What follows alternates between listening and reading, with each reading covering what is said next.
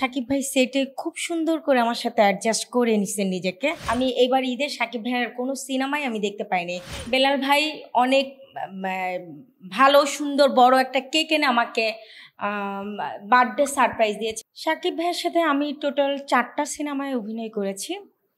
তো অভিজ্ঞতাটা অনেক ভালো, কিন্তু ফার্স্টে যখন আমি ওনার সাথে ১ম সিনেমায় কাজ করতে যাই, তখন আমার একটু ভয়, ভয় লাগছিল অনেক।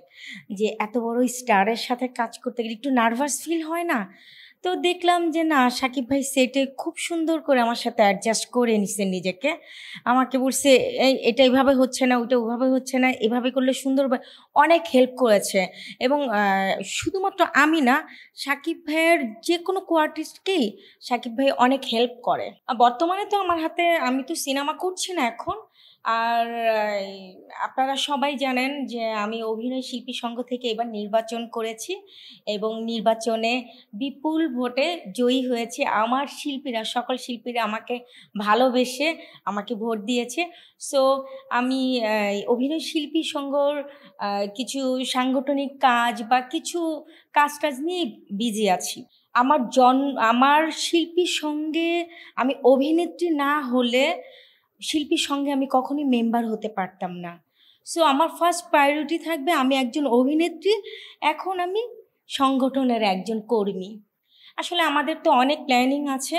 এখন এক এক করে আমরা সেসব প্ল্যানিং সাকসেসফুল করার চেষ্টা করব। আমি গত ঈদের কথা বলবো যে গত ঈদে আমি শাকিব ভাইয়ার সিনেমা দেখেছি এবং আমি পাশাপাশি যতগুলা শো ছিল প্রত্যেকটা শোই আমি দেখেছি।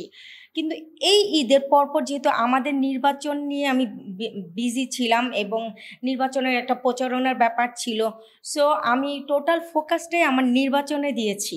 আমি এবার ঈদে শাকিব ভাইয়ার কোনো সিনেমাই আমি দেখতে পাইনি। শুধু শাকিব ভাইয়া না, মানে ঈদে যতগুলো ছবি মুক্তি পেয়েছে, একটা সিনেমা হলে মানে গিয়ে দেখতে পারিনি।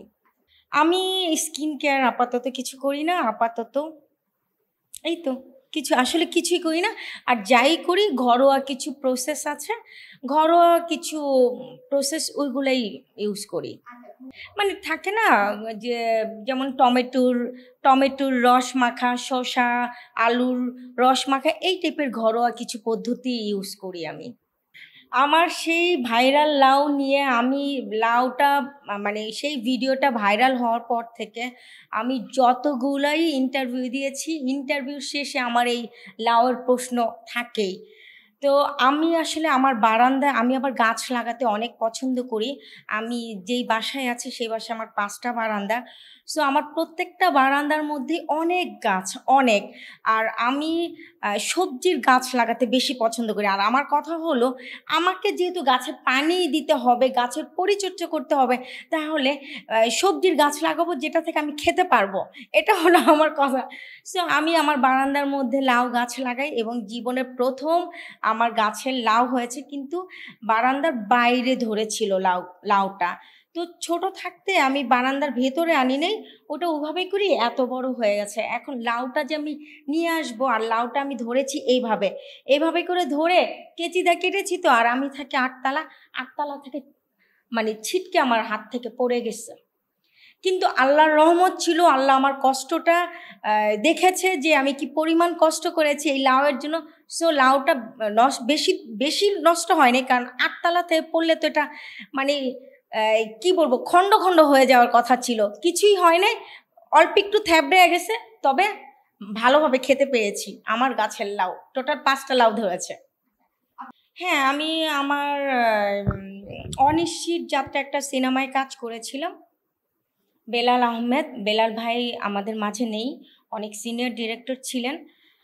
আমাকে এটা অনুদানের সিনেমা ছিল। আমাদের পাবেল ভাই ছিল আমার কো-আর্টিস্ট, আমাদের অভিনয় শিল্পী সংঘের যিনি সভাপতি হয়েছেন। তো আমাকে আমার বার্থডের আগের দিন আমাকে বলছে যে ২০শে জুন তোমাকে থাকতে হবে, শুটিং আছে। তখন আমি ভাইয়াকে অনেক রিকোয়েস্ট করেছি, ভাইয়া এই দিনটা আমি কাজ করব না, আমি আমার বার্থডে যেহেতু আমি এই দিনটা কাজ করব না। না, তোমাকে কাজ করতেই হবে।